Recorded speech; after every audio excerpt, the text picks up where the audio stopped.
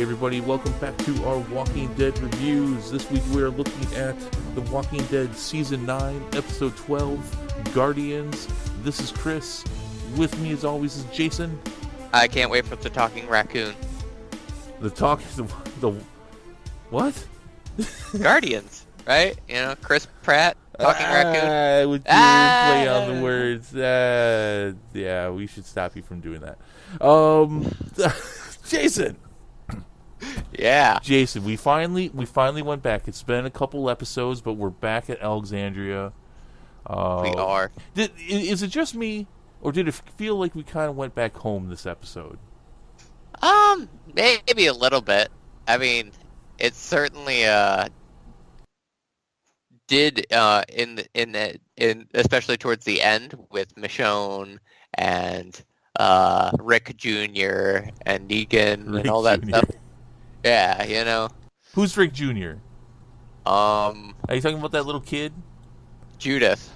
Judith? Yeah. You know. Oh, okay. Well, I wasn't talking... Okay, because we actually got a glimpse of that other little kid again.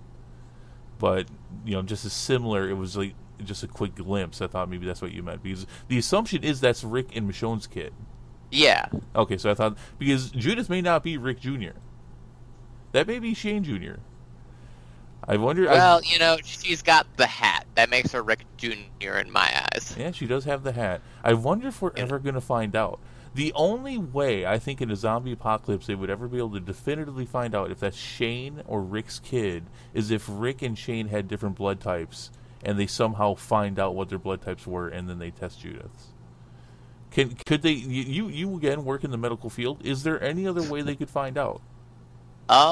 Genetics is not my strength, but I mean, well, I mean, given the accessibility to technology they have, and people's history, I would have to say that would be the only way that they could tell with any kind of assurance. I'd have to look back, but there are like certain things, like if either one of them had like a disease, you know, if we found out that Shane had asthma and Judith had asthma, that's okay. A bigger link, you know. Okay. It all goes back to like what sort of medical conditions do they have that can be passed down, or like eye color is another big one. Well, I just thought of a couple, and maybe some people wouldn't think this would be definitive, but if as Judith gets older, if she like constantly rubs her head, that's Shane's kid. Yeah, I don't think that's genetic though. I think that's more of a cop thing. Well, because Shane would constantly rub his head. Oh my god, yeah. All the time. It's like, dude, you're not in the shower right now. You don't have to worry about it. In fact, even when he didn't have hair anymore, he would still rub his head. But if she says, when she's talking about her past brother, and instead of saying Carl, if she says Coral, then we know that's Rick's kid. Oh yeah. That's Rick's kid. Because, I mean, she'd never... Well, no, I guess she had heard her father in the past say Coral. But I'm just having a little fun there. But I think that you know there are people in Alexandria just watching to see see what kind of traits she shows. To be fair, there aren't too many left in Alexandria who even know who Shane is. In fact, there's only two, and neither of which are in Alexandria. Nope. No, they're in the other two towns. But shut up, I'm having fun. You thought there was a connection with Guardians of the Galaxy. You were wrong, but I'm talking about legitimate Walking Dead connections. Speaking of connections, a couple things I want to talk about, guys. If you're having fun with Walking Dead media of other types, maybe you didn't have so much fun with Overkill's The Walking Dead, which was a horrible game that came out. Skybound, which is the company that's run by Robert Kirkman, who created The Walking Dead, still writes for the comics, still is one of the writers on the TV shows. They took some steps this week to cancel that game because it was horrible, and they terminated their contract with Starbreeze Studios, who developed it. If you want to go to our podcast, The Jagged Edge, which just came out a couple days ago, we talk about that there. If you want to learn more about that and all the details to that. Not specifically Walking Dead related, though, but definitely going back to the zombie related stuff. Of course, we are always doing zombie stuff around here. We got the Resident Evil 2 playthrough going on. We're gonna be doing something. We're gonna hopefully be doing something fun with zombies and video games coming up. They just gave us the release date for the World War Z video game coming out in April. We're not going to be covering it quite that soon, but sometime in May more than likely. It's a 4-player co-op similar to Overkill's The Walking Dead, except for this one looks good. Jason and I have every intention to attempt to do cooperative play on this as a Let's Play for the channel. The only question we haven't gotten answered yet, and I keep looking, is there cross-platform play? Because he plays on an Xbox, I play on a PlayStation or a PC, and in this case I would definitely want to do the PC. But if we can, if there's cross-play, you should definitely be able to catch Jason and I playing that and doing a Let's Play for the channel and for the viewers, and possibly even Ian, and maybe Isaac as well. Maybe all 4 of us. Probably not Isaac. Isaac's not a big gamer. We'll see. We'll see. The price is right. It's going to be coming out April 16th. It's only $40. So, that's always a little bit more enticing as well. It looks like it'll be a lot of fun. It's not real. It doesn't look like it's real big on a single-player campaign or anything. But I wanted to get that out real quick, talk about that. One last thing, and we'll get back to this week's episode. There was I believe it was a conference call of some sort with the big heads over at AMC last week, and they were talking about how a second spin-off for The Walking Dead is in the works. So we're looking at a third Walking Dead TV show. Jason, what do you think about that?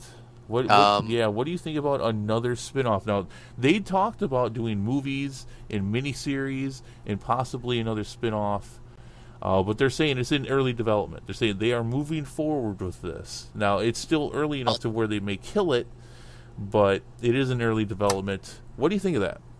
I think that the only spin-off I want to see is a family sitcom revolving around the Whisperers, Henry, and all of them living in a big house together, A big house or just a big yard? Just like a big forest like they live in?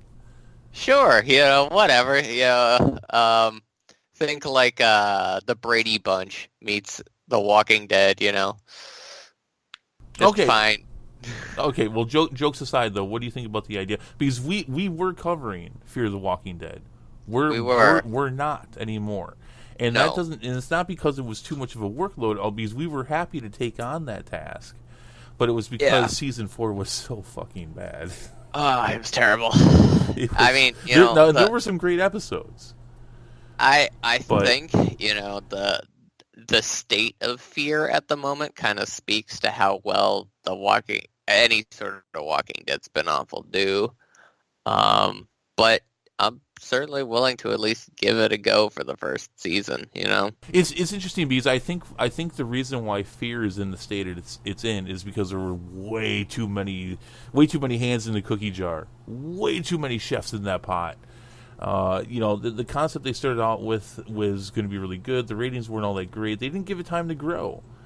And then they had a really good third season, and they had already changed some developmental hands by that point, but they still stuck with the core premise. They were still only, I think, like weeks when season 3 started, weeks into the zombie apocalypse, maybe even like a couple months at the most, which was supposed to be the core element of the show, which is that very early into the apocalypse and the effects that this had on a different region of the country.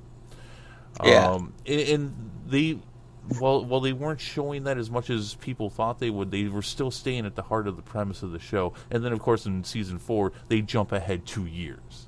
Yup. And we had what we had, and there were some good elements there, but they definitely went off the beaten track that they had said that they were gonna stay on, and there was a lot of bad episodes. I think if they could keep to a premise,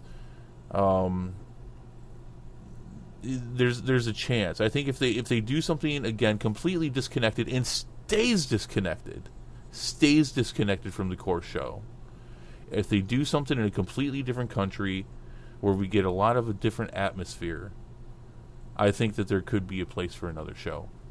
Mm-hmm. Yeah, I would agree with that. Still, and they've been in Washington D.C. area for years now. I've still yet to see one fucking snowflake. Why aren't we seeing Winter? I want to see what Winter does to these zombies. I want to see what it's like to survive in a zombie apocalypse during the winter. They showed this in the comic very early on, actually, and they've been dealing with it off and on. I know they shoot in Georgia, but they can move. They can move somewhere for several episodes. They can change the location for a while. Yeah, I want to see something different, though. That would certainly be nice. So we'll see. We'll see. But I want to get your opinion on that. So, but you would like to see it as a Brady Bunch kind of thing. I'm just picturing in my mind a family portrait of Alpha and Lydia and Beta and Henry, and then just a bunch of whispers behind them. That sounds horrifying. That sounds amazing. I don't know what you're talking about. But hey, we got to meet Beta this week. We did. What did you think? Let's start there. What did you think of Papa Beta? Zombie. Papa Zombie. That's what did you think of Beta? I told you were gonna love Beta. Did you love Beta? I definitely did. He's badass, isn't he? He definitely is. I was hoping to sort of delve in a little bit more with him, but we didn't get a whole lot from him other than the fact that he's sort of like this kind of badass dude. Do you need much more? No, I guess not. Just, he's a giant guy who throws people around. What more do you need, I suppose? Well, I think for Alpha, she does not need anything more than that. Nope. But she definitely needs that, though. I think one of the more interesting parts of this episode is that you see Alpha once again breaking the rules. That, by the way, this is her group. She, as far as we know, she created this group. This was her idea. Breaking the rules again. There's an obvious confrontation that's brought up, and how they talk about how anyone can challenge to be leader, and the guy challenges her, and then Beta steps in and he says, changing the rules again to benefit you. It's interesting because you get more of an understanding of Alpha. She's a very different kind of enemy than we've seen. I definitely appreciate the fact that she is a slime ball. She is a slimy, dirty, nasty piece of shit. And unlike the governor and Negan, who were trying to build things and trying to show superiority and in their own demented way leadership, she's just doing this because she's a dirty piece of shit. I mean, they literally live in the nature, and they live in filth. They live in the skin of dead things. If it's not obvious, and I was meaning to ask you about this. I mean, her needing Lydia was obvious because she needs her daughter there, who she abuses the shit out of, to feel strong and feel powerful. Without a doubt, yeah. And without her there, she feels weaker for it. And now, and you can understand now how she has the control in the group that she has, which, by the way, as you finally get to see, there's a lot of fucking whispers. Oh, yeah. There's a bunch of them. There's no small group. I mean, with Beta behind her, there you understand why she has the supremacy that she does. Mm-hmm. So what do you think of all that? It was certainly, like you said, it was an interesting dynamic, to see sort of a new kind of villain, somebody who's very much much more interested in destroying things than trying to build something up, Mm-hmm. Well, and they're not trying to build much. I mean, this is survival at its I'm not going to say fittest. I know it kind of sounds like it's going to say this is survival at its most bare. This is a minimalist kind of mentality.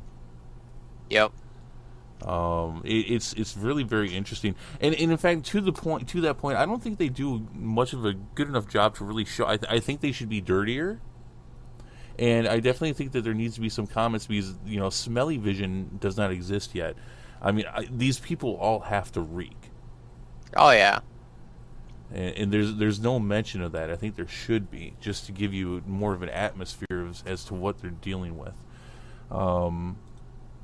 but yeah, really interesting stuff overall. And yeah, I don't think they're dirty enough. I mean, they've been living like this. Well, from what we saw, at least in large part before, or right at the zombie apocalypse. So they've been living like this for some of them 9-10 years. Yeah.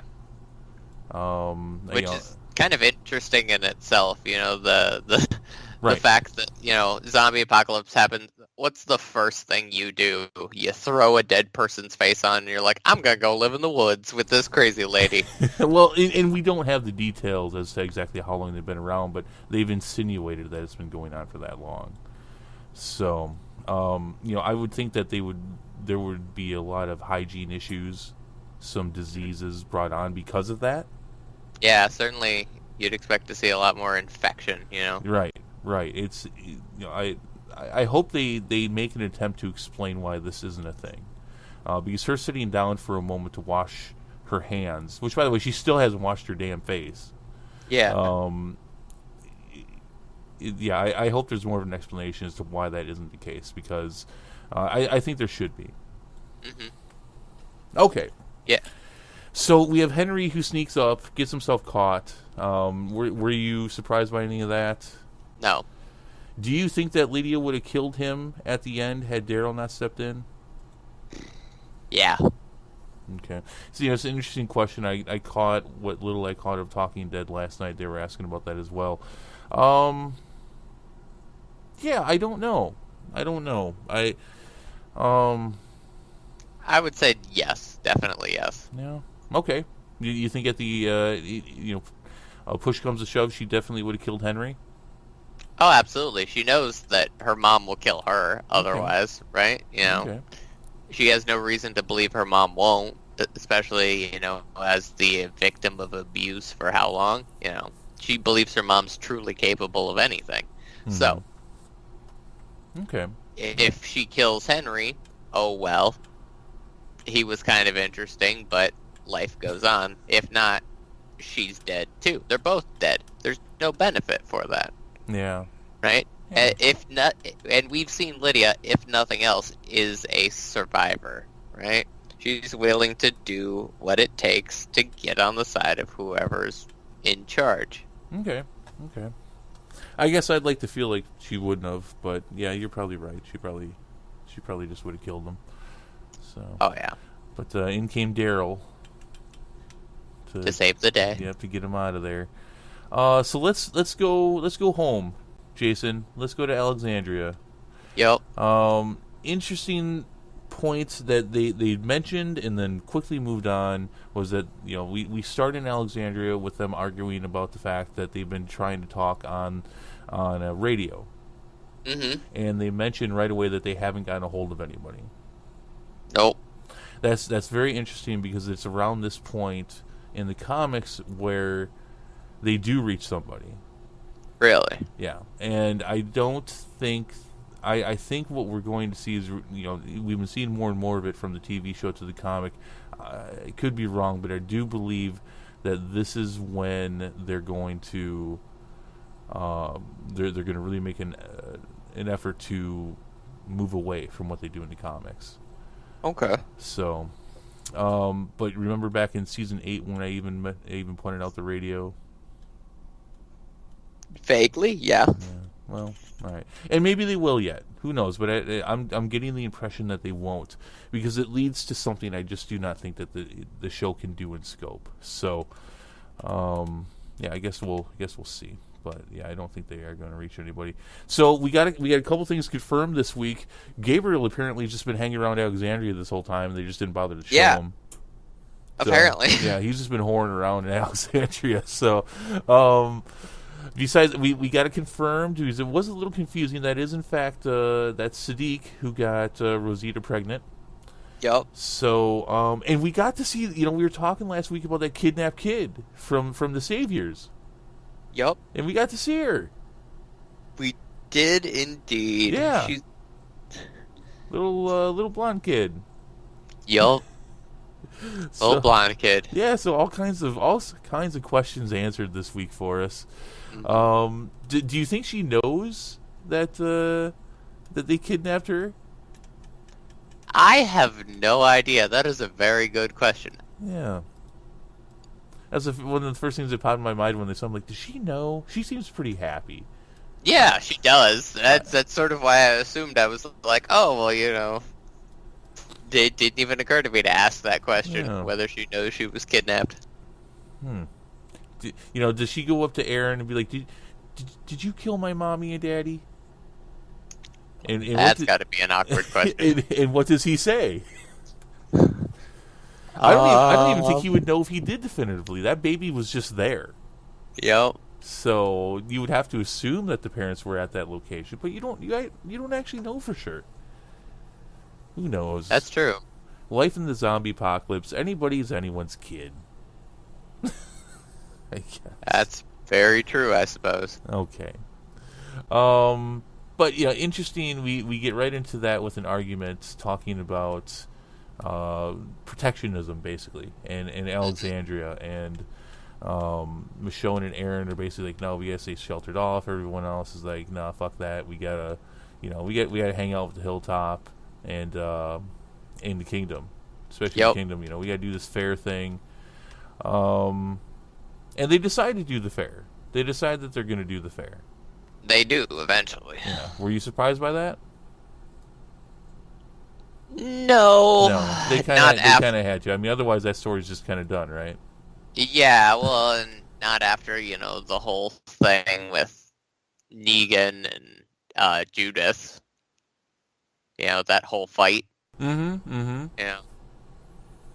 Okay, so you think Negan ties in with the fair somehow? I think that they're setting up a lot of pieces, and something's going to happen at that fair. I don't know what yet, but something's going to happen. Something big. Oh, you're not wrong. You're not wrong.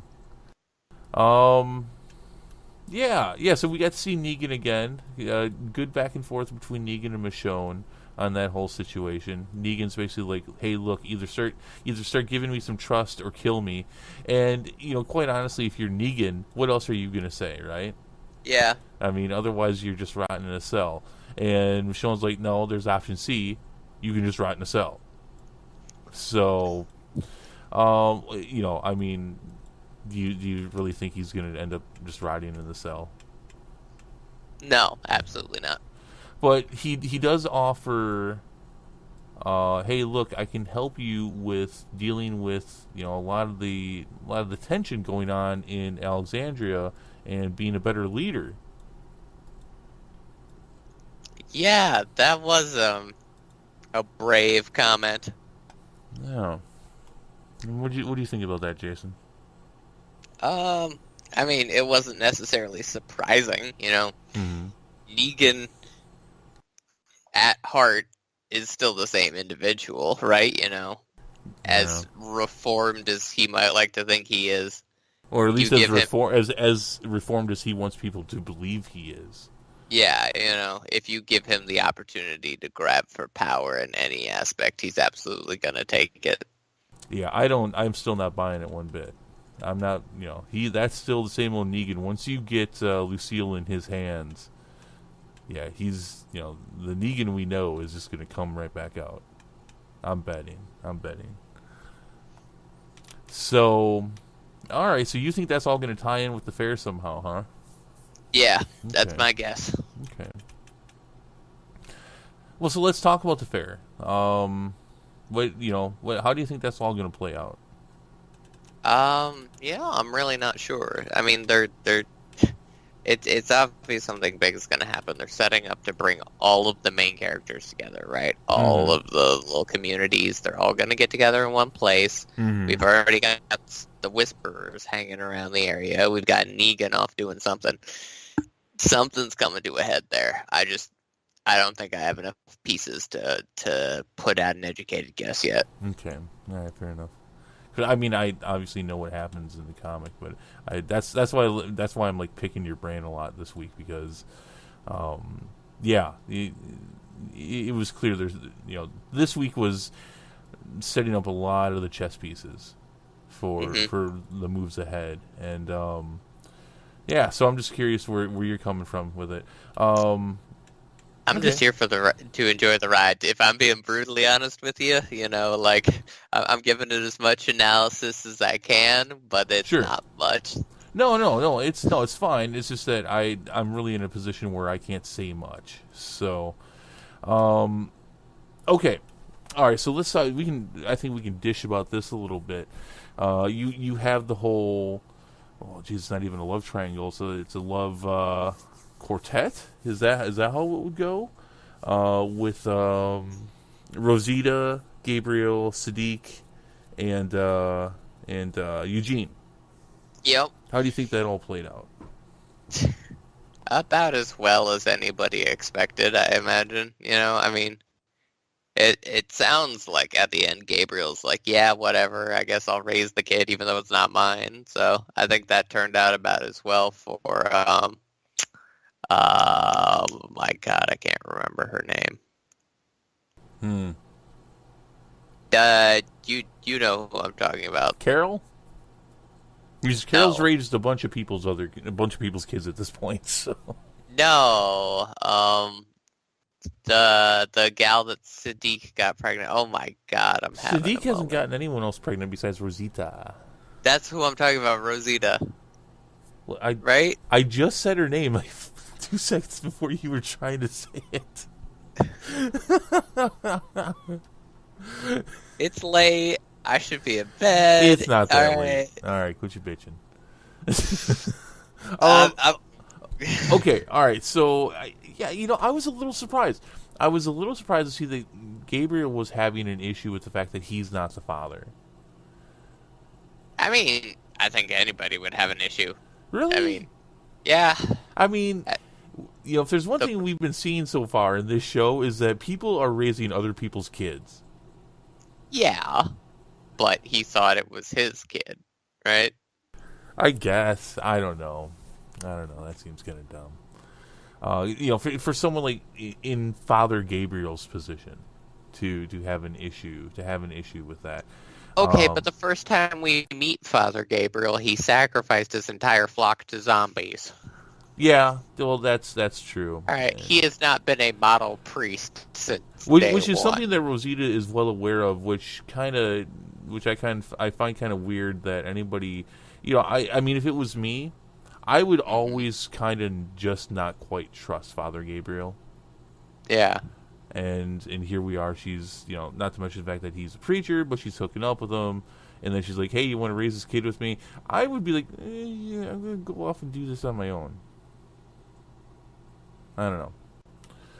I thought I don't know. Eugene was hilarious, bringing like statistical analysis on the pros and cons, and at what point this is going to be at the worst and the best, and it's like, whoa, all right. Um, That was a good time. yeah. What do you think about that? What do you think about Eugene? He obviously wants to have a relationship with Rosita. What do you think of that? I mean, I think it's Eugene's one of those characters that, I think he always wants to be a good person, but sometimes his personality gets in the way. Mm-hmm. Well, especially the whole "Hey, I've got the cure" Yeah. scenario, which Yep. obviously, yeah. Well, and the whole manufacturing bullets thing. Mm-hmm. Yeah. So yeah, I mean, I think this is Eugene definitely taking a better, different course than what we've seen in the past. Hmm. Yeah, that whole situation is really weird. It kind of it feels like there's more people. Well, there is more people in that scenario than there probably should be, but it feels a little contrived. What do you mean? Well, the Eugene and Rosita thing actually makes a lot of sense. That's been kind of in the works for a while. Yeah. But Sadiq's in there, and Father Gabriel's in there, and it's just I don't know. It feels like they're throwing a couple people in this whole scenario to give them something to do I mean, in the show. maybe I didn't really super get that impression from it. It just No. felt like, They wanted to stir up some saucy drama. Yeah, it is. You It know? is some saucy stuff. I feel a little dirty talking about this. This isn't the kind of stuff we usually talk about. But yeah, I mean, this is a very drama-filled situation.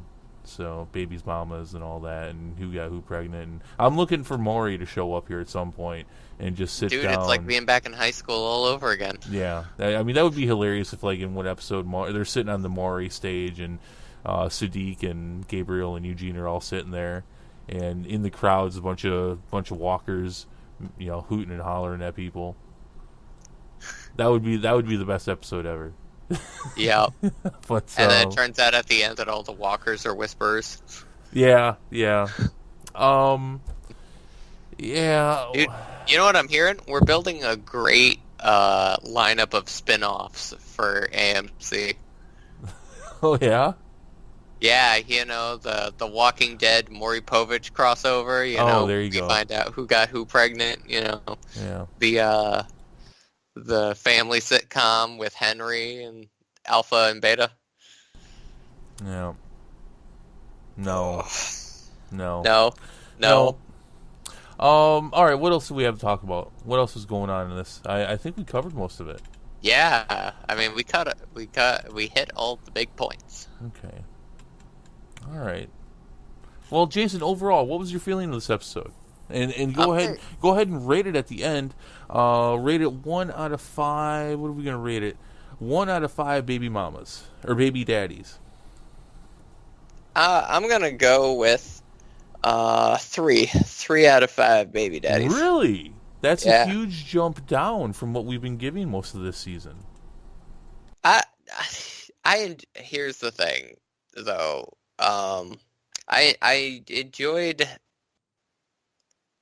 a decent amount of it, but it didn't feel as organic as previous episodes. Okay. Henry got caught because Henry needed to get caught, right? Mm-hmm. This whole thing with the baby mama drama was just like, get it done and over with. I don't care who's pregnant. I want to get back to murdering zombies. It is out of place, isn't it? Yeah. Yeah. And to be fair, that's just because I go into The Walking Dead looking forward to gore and violence. Different people get different things out of the show, and that is perfectly all right. But I mean, it's almost homework for you. Sometimes. No, Fear was homework for me. Oh my god. Yeah. But no. Okay. Overall, 3 out of 5. Okay. I'm going in a much different direction. I'm going 4.5. Wow. And I know, and I think and that's even why the style of this review's been completely different, because what I saw this week, you're a fan of the TV show. We're both huge fans of the TV show, but you're a fan from the TV show. I'm a fan from the comics.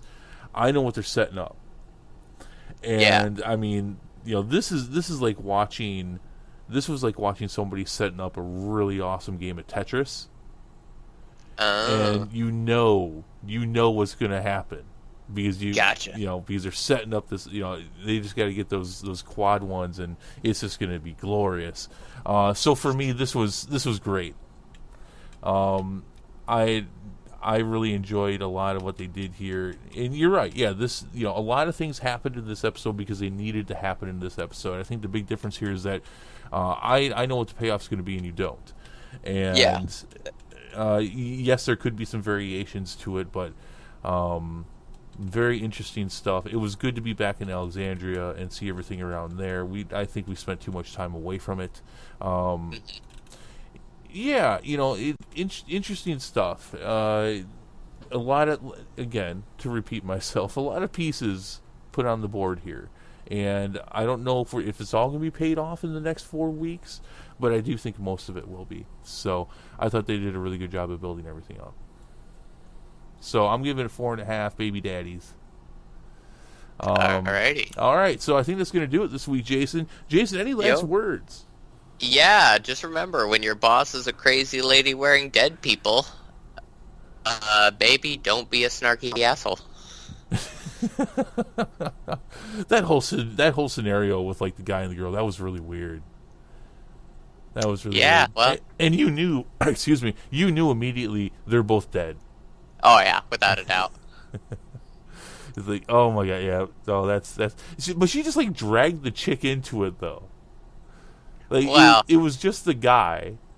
here's the impression that I got from that was that the girlfriend was all Lady Macbething it. She was like whispering in his ear. She was like, "We could take over. This could be our Cuban zombie forest." Yeah, yeah. All of this could be ours. All this dirt and filth and dead rotting skin, and it could all be ours if you just step the fuck up. Ultimate power. Everything that could be lost in a day could be rebuilt in a day, and it's all yours. Yeah. You know what? Dude, I'm sorry. If I met up with these people, like I understand the philosophy behind it, and in the zombie apocalypse world, where groups and camps and towns are built up and destroyed, probably constantly. After you've been through that a few times, you're probably like, you know what? The group that wears the dead people's skin, they might be onto something. I could buy that. But if I was in this world and I actually came across these people, like no. Nope. I'm going to go over here. But there's like 10,000 walkers over there. You'll die. I don't care. I ain't wearing dead people. That's not Nope. That's not happening. I couldn't do it. What about you? Could you live as a whisperer? Only I feel like I feel like you would thrive as a whisperer. I don't think I would thrive.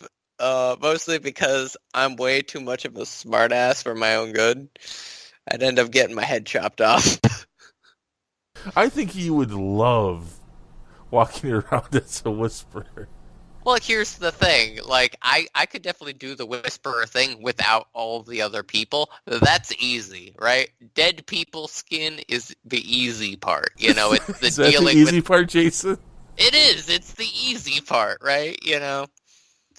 You just gotta make sure that you relatively regularly replace your dead people's skin so it doesn't fall off and reveal your disguise.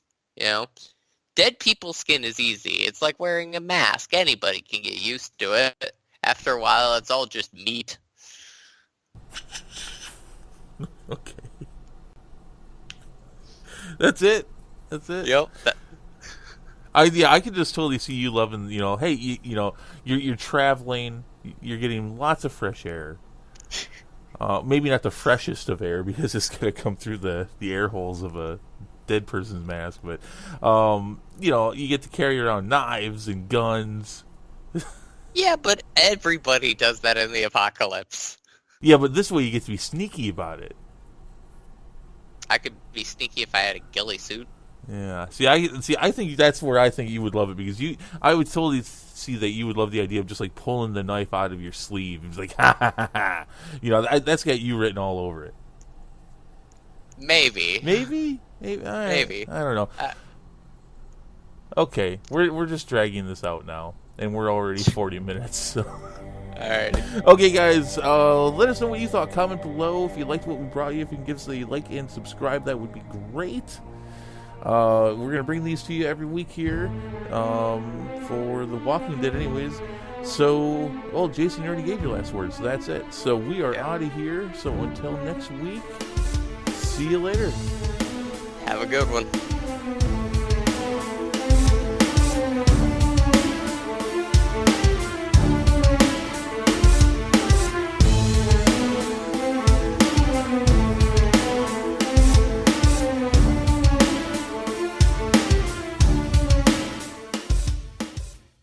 Hey people, thank you for tuning into this episode and taking a listen. If you like our content, if you like what you're listening to, is there anything to go over, hey, please, we would not only love to hear more from you, but it would be great if you could throw some support. You can subscribe right below. Also, you can toss us a line anytime. That's KSON Media at gmail.com. Of course, you can tune in for our channel anytime for movie reviews, game reviews, a lot of random wacky stuff. Yeah, who knows what you'll hear. And of course, our episode each week where we're bringing the nerdiest things we can find, pick up, and maybe not find. Maybe the stuff that just drops in our laps. But anyway, hey, thank you so much for tuning in. Thank you for listening. We hope to hear from you again later. Take care.